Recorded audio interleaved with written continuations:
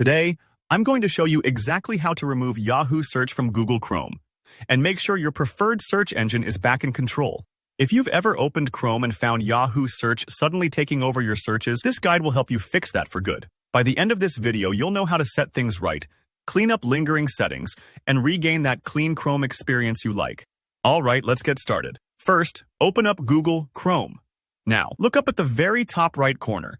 You're going to see three little dots stacked vertically. These dots are your shortcut to all of Chrome's main settings and options. Click on those dots and a drop-down menu will appear. From here, you'll want to select Settings. This part might take a few seconds, especially if you have a lot of tabs open. So don't worry if the settings page loads a little slowly.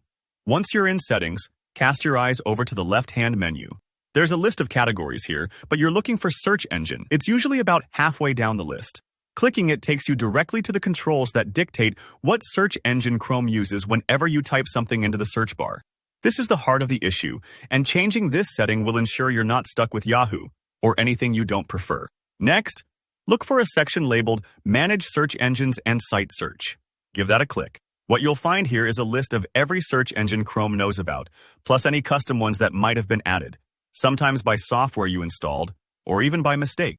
This list is where you choose your default. Scan down until you see your favorite search engine, Google, DuckDuckGo, Bing, or whichever you prefer most. When you find it, look to the right side of that line, and you'll see another set of three dots. Click those dots, and in the menu that pops up, select Make Default. That's it. You've set your browser back to using what you want for every search.